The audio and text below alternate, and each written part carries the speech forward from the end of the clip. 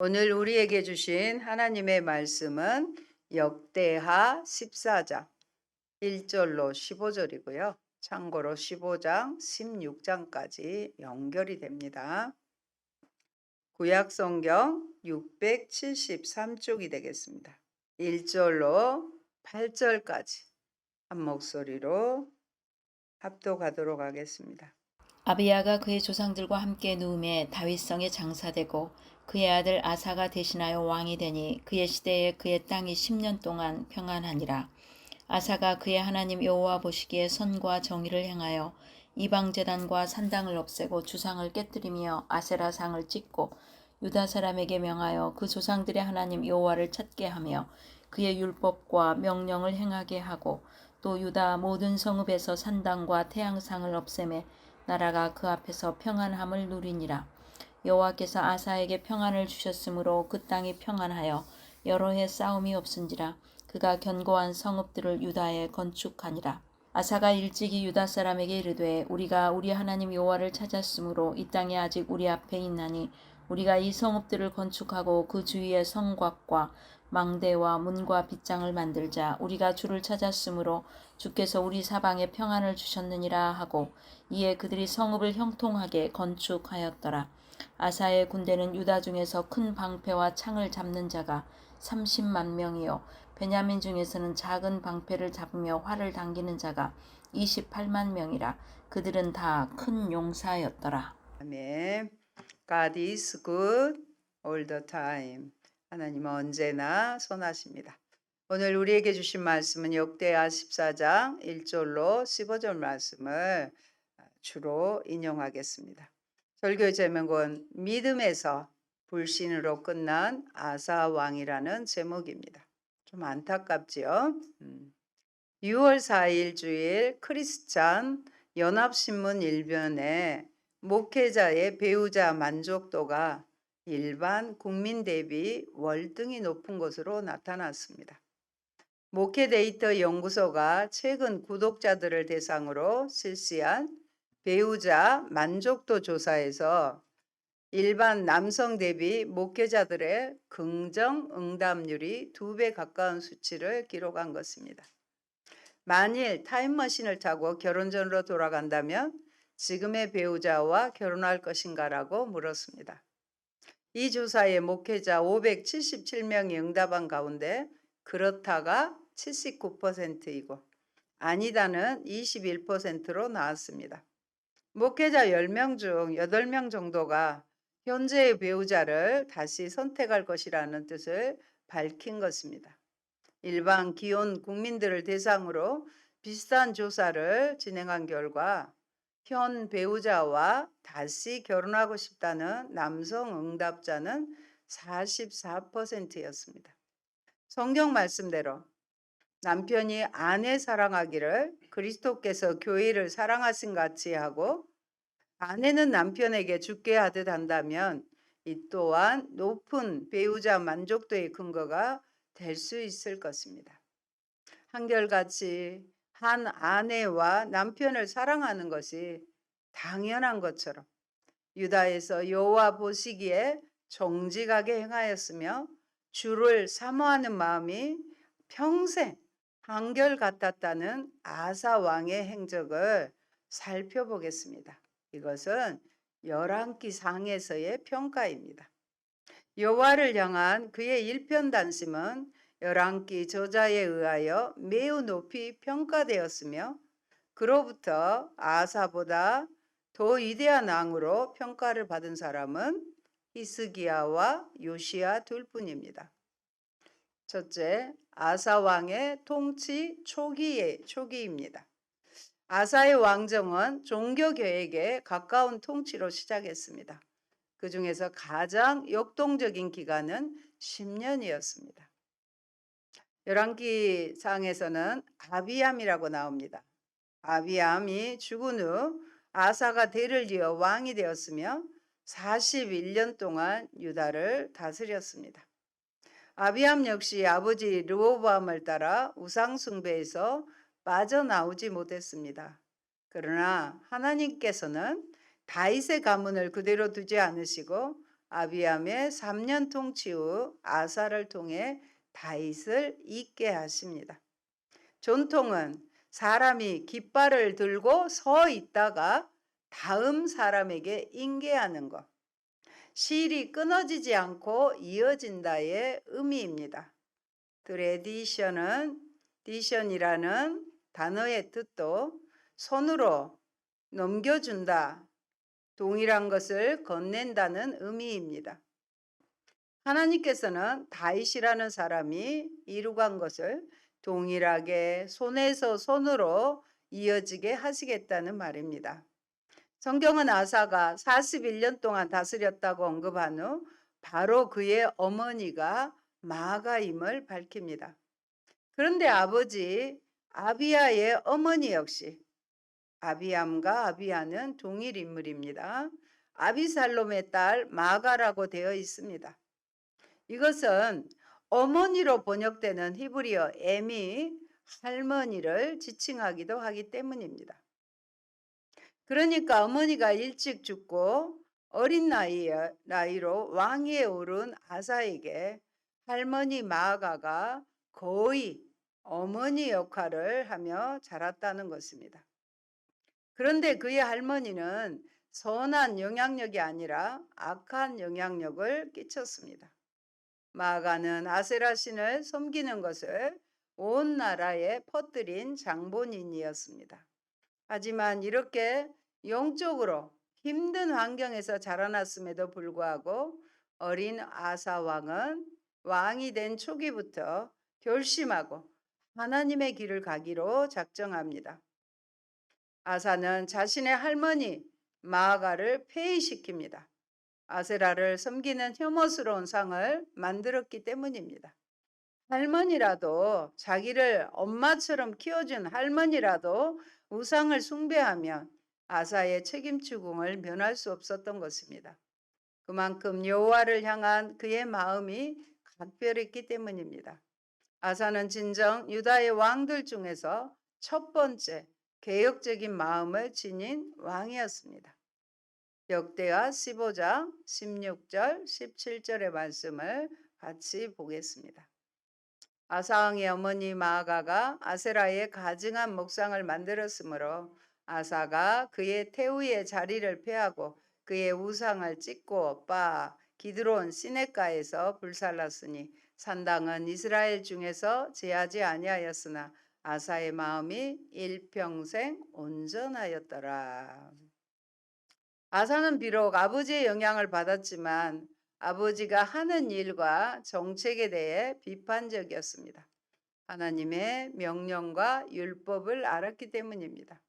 그는 유다 백성에게 하나님의 명령, 하나님의 율법을 행하라고 명령했습니다. 나라가 완전히 이교의 중독에 빠져 멸망받을 수밖에 없는 상황에서도 하나님은 조상과의 언약을 기억하시고 백성을 건지시기 위해 아사와 같은 개혁자, 바른 지도자를 보내십니다. 아사는 우상과 이교의 제단인 산당을 제거했습니다. 남색하는 사람을 그 땅에서 쫓아냈습니다. 우상 종교의 악습을 멸절시킨 것입니다. 우상의 행습과 유물을 모두 없애버렸습니다. 단순히 우상만 없앤 것이 아니라 하나님의 말씀을 행하고 또 그것을 지키도록 국민을 독려했습니다. 바른 일을 행한 아사에게 하나님은 귀한 복을 주셨습니다. 먼저 평안을 주십니다. 6절을 제가 읽겠습니다. 여호와께서 아사에게 평안을 주셨으므로 그 땅이 평안하여 여로의 싸움이 없은지라 그가 견고한 성읍들을 유다에 건축하니라. 아멘. 둘째는 통치 중기입니다. 그런데 그렇게 하나님이 평안을 주셨다고 해서 그냥 가만히 있던 것이 아닙니다. 아사는 백성들을 격려하여 성읍들을 요새화시킵니다. 그리고 58만의 대군을 양성하여 국방을 튼튼히 합니다. 우리는 오직 하나님의 은혜로 살아가는 사람들입니다. 그러더라도 우리의 준비와 노력은 하나님이 은혜를 주실 때 그것을 받는 그릇이 됩니다. 그러므로 하나님이 은혜를 주신다고, 하나님이 다 아신다고 게으르고 무책임한 태도로 나아가서는 안 되고 은혜를 받아 누릴 그릇을 늘 준비하며 살아가야 합니다. 믿음으로 살아가는 유다의 구스왕 세라가 100만 대군을 이끌고 유다를 침공해 옵니다. 9절의 말씀입니다. 구스 사람 세라가 그들을 치려하여 군사 100만 명과 병거 300대를 거느리고 마레사에 이르매. 말이 100만이지. 이것은 정말 엄청난 숫자입니다. 작은 나라인 유다로서는 싸울 엄두도 못 낼 정도의 엄청난 군대인데 마땅히 도움을 청할 곳도 없었습니다. 우상숭배에 익숙한 국민들의 원망을 무릅쓰고 하나님이 기뻐하시는 방향으로 과감하게 개혁을 실행했는데 돌아오는 것은 축복이 아니라 전쟁이니 백성들이 뭐라고 했겠습니까? 그러나 우리가 기억할 것은 교회이든 개인이든 어려운 일들이 일어난다고 하나님의 뜻대로 하지 않은 것도 아니고 엄청나게 일이 잘 풀리고 수가 늘어난다고 해서 꼭 하나님의 뜻대로 해서 그런 것도 아니라는 사실입니다. 우리가 할 일은 그저 주님의 뜻에 순종하며 우리가 해야 할 사명을 이루기 위해 최선을 다하는 것입니다. 그 상황에서 아사는 앞으로 나아갔습니다. 100만 대군이 쳐들어왔는데도 물러서지 않고 앞으로 나아갔습니다. 여러분, 리더는 두려움이 없는 사람이 아닙니다. 두려워도 담대히 행동하는 사람입니다. 이런 용기가 어디서 나옵니까? 하나님께서 함께 해 주실 것이라는 믿음에서 나옵니다. 우리도 다 두려움이 있습니다. 염려가 있습니다. 그러나 하나님을 정말 믿고 신뢰하면 두려운 상황 앞에서도 용기 있게 행동할 수 있습니다. 아사가 그의 하나님 여호와께 부르짖었습니다. 우리도 11절, 14장 11절의 말씀을 믿음으로 모니터를 보고 선포하도록 하겠습니다. 여호와여, 힘이 강한 자와 약한 자 사이에는 주밖에 도와줄 리가 없사오니 우리 하나님 여호와여 우리를 도우소서. 우리가 주를 의지하오며 주의 이름을 의탁하옵고 이 많은 무리를 치러 왔나이다. 여호와여 주는 우리 하나님이시오니 원하건대 사람이 주를 이기지 못하게 하옵소서 하였더니 아멘. 여호와여 힘이 강한 자와 약한 자 사이에는 누구밖에? 주밖에 도와줄 리가 없사오니 모든 소망을 오직 하나님께만 걸고 매달립니다. 이런 것이 믿음의 기도입니다. 놀랍게도 아사의 이 기도가 끝나자마자 하나님의 손이 구스의 대군을 치십니다. 아사처럼 마음과 행동이 하나님 중심으로 확실히 서 있는 사람의 기도에는 파워, 힘이 있습니다. 하나님의 뜻을 구하며 행하는 사람이 기도할 때 하나님은 응답해 주십니다. 하나님의 뜻이 이 땅에 임하는 것입니다. 그런데 아사가 정직하게 행한 점은 다윗을 연상시키지만 5점을 남긴 것에서도 다윗과 같았습니다. 그가 모든 정열을 태워 여호와를 사랑했지만 산당을 제거하지 못하는 5점을 남겼습니다. 이것 때문에 아사에게 최고 점수를 줄 수 없었습니다. 성경은 아사 왕의 개혁이 완전하지 못하여 오직 산당은 이스라엘 중에서 제하지 않았다고 말합니다. 이 말은 요시야가 왕에 오를 때까지 계속 유다 왕들을 평가하는 말로 나타납니다. 그럼에도 아사의 마음은 늘 하나님 앞에 온전했습니다. 여러분, 아사 왕이 완벽한 왕은 아니었지만 그는 유다에서 가장 선한 왕들 중 한 사람이었으며 경건한 왕이었습니다. 아비야같이 형편없는 배교자에게서 아사같이 훌륭한 신앙인이 태어났다는 것은 실로 놀라운 일입니다. 그가 조상 다윗과 같이 여호와 보시기에 정직하게 행하였으며 주를 사모하는 마음이 평생 한결 같았다고 해고하고 있습니다. 그가 하나님께 순종함을 결심함으로 큰 변화가 일어났고 유다를 이스라엘과는 다른 나라로 세우는데 주된 역할을 하였습니다. 이는 그의 뒤에 하나님의 말씀을 전해주는 오데스의 아들 아샤라가 있었기 때문에 가능했던 것 같습니다. 아샤라에게 하나님의 말씀이 임하심에 아사와 민 유다와 베냐민의 무리들에게 이렇게 전합니다. 역대하 15장 2절 같이 보실까요? 너희가 여호와와 함께하면 여호와께서 너희와 함께 하실지라. 너희가 만일 그를 찾으면 그가 너희와 만나게 되시려니와 너희가 만일 그를 버리면 그도 너희를 버리시리라. 아사라는 그동안 암울했던 이스라엘의 모습을 상기시킵니다. 참 신이 없고 가르치는 제사장도 없으며 율법도 없는 지가 오래된 상태입니다. 나라와 성읍이 혼란 속에 서로 치고 상한 바 되었습니다. 여호와 하나님께서 아사랴를 통해 유다에게 말씀하시는 개혁의 초점은 오직 한 가지입니다. 여호와 하나님 말을 신뢰하라는 것입니다. 아사 왕의 통치 기간의 전성기라 할 수 있는 중간기에 아사 왕은 오데스의 아들 아사랴 선지자의 말을 듣고 마음을 강하게 하여 곧 개혁을 실행한 것입니다. 아사 왕의 두 번째 개혁은 철저했습니다. 아스라의 가증한 목상을 만든 이유로 그의 할머니 마아가의 태우의 위를 폐하기까지 한 것입니다. 이러기는 좀 어렵잖아요. 자기 가족에게 이렇게 적용하기는 힘들었을 것입니다. 또한 선왕과 자신의 구별한 예물들과 물건들을 하나님의 전으로 옮겼습니다. 이런 개혁은 유다의 아사왕 35년까지 다시는 전쟁이 없는 태평시대를 연장케 했습니다. 그러나 아사는 이 기간 중에도 이스라엘 중에 산당을 제거하지 못했습니다. 그리고 이제 그의 통치 말기로 돌입하면서 그동안 여호와 하나님의 음성에 귀를 기울이며 그를 신뢰했던 삶에서 멀어지기 시작했습니다. 그리고 강해진 유다에 안주하며 이웃 강대국을 의지함으로써 몰락의 길을 접어들었습니다. 참된 변화와 개혁은 하나님과의 밀접한 교제에서 시작하는 것입니다.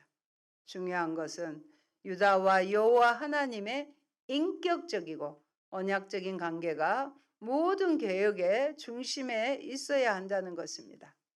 셋째, 통치 말기입니다. 역대하 16장은 아사 왕의 화려했던 종교 계획 통치가 순식간에 무너지는 반전을 기록합니다. 16장도 같이 보셨으면 좋겠습니다. 그 시대는 북이스라엘의 바사 왕이 통치하던 때였고요. 아사 왕 36년부터 그가 별세한 4년까지를 가리킵니다. 바사 왕은 유다를 쳐들어와서 아사의 출입을 봉쇄하기에 라마를 요새화했습니다.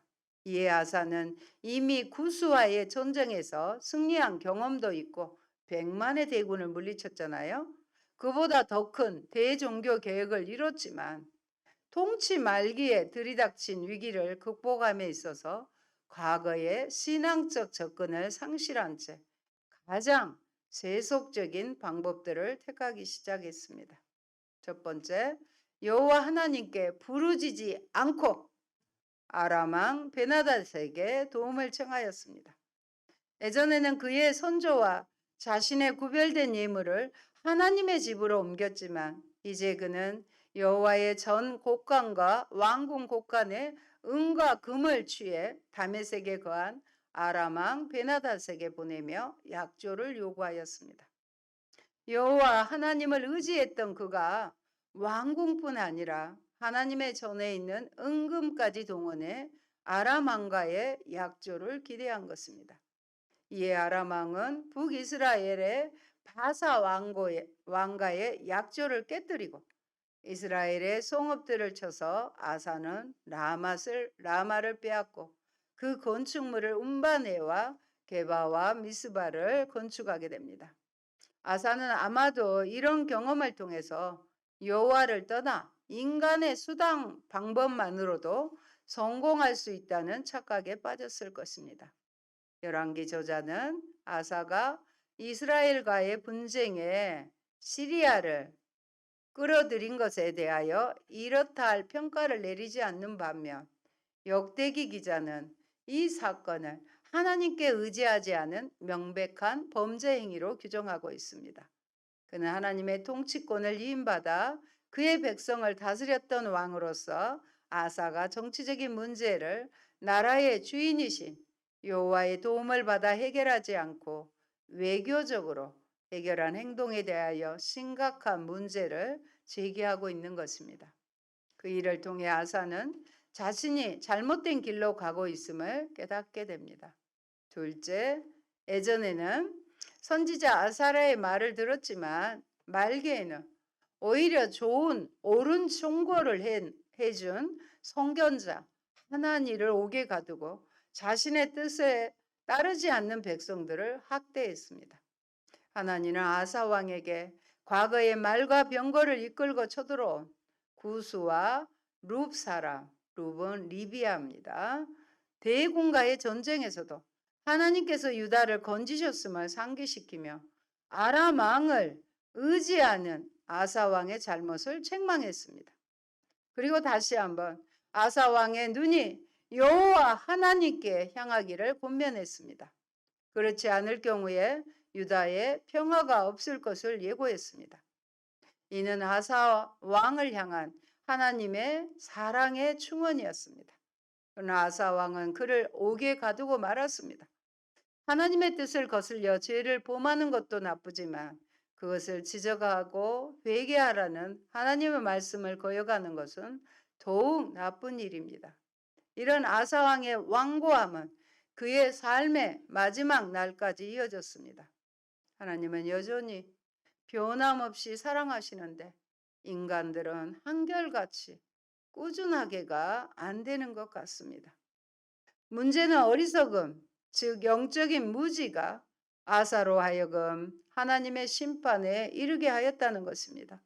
그러므로 우리가 하나님의 심판에 이르지 아니하려면 하나님을 아는 지식과 하나님의 뜻을 아는데 풍성해져야 합니다.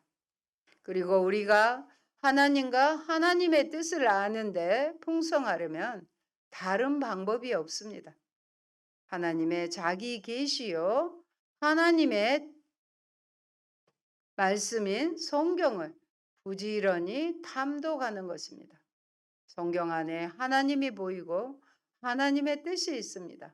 성도들 중에는 성경을 가지고는 있으나 읽지 않아 하나님과 하나님의 뜻을 알지 못해 결국 망령되이 행할 수 있습니다.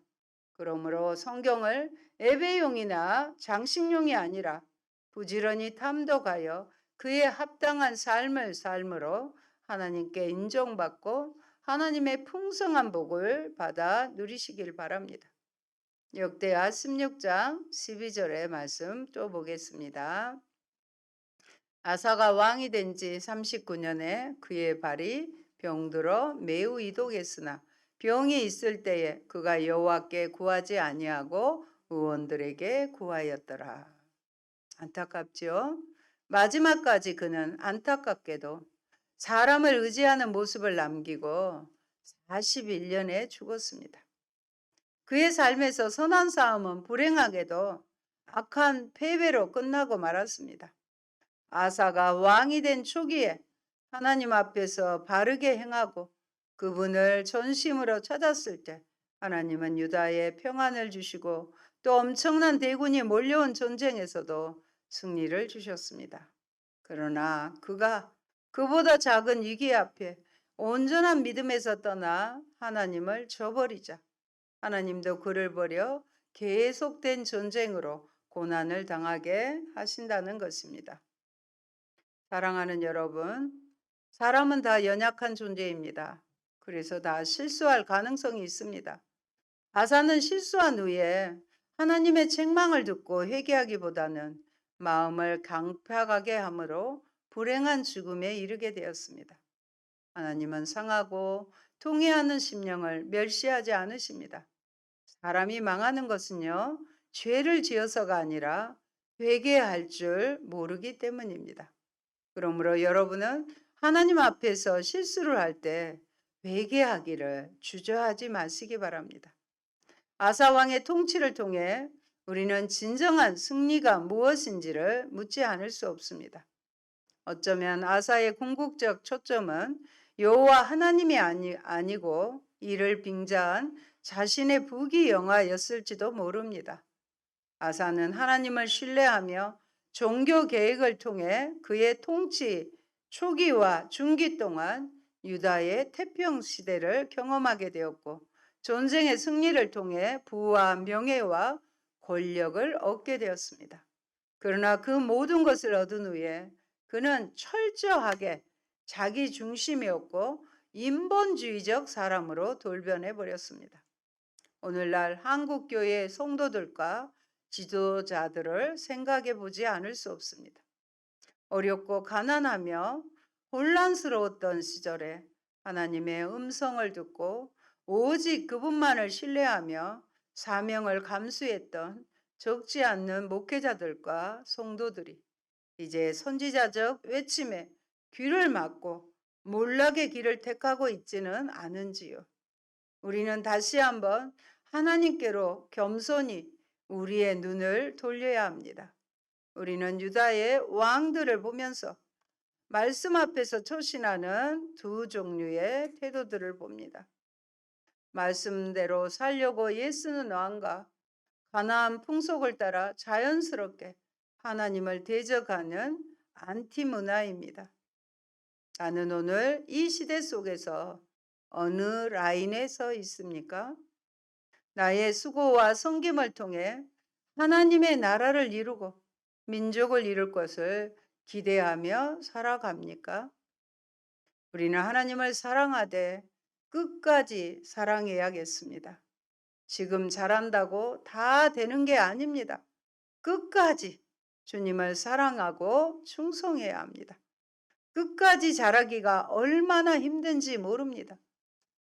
믿음의 경주는 단거리 경주가 아니라 장거리 마라톤 경주입니다. 주님의 사랑을 기억할 때, 십자가의 사랑을 기억할 때 우리는 끝까지 한결같이 사랑할 수 있습니다. 아멘. 좋으신 아버지 감사합니다. 이스라엘의 아사 왕을 통해 오늘 우리에게 말씀해 주시니 감사합니다.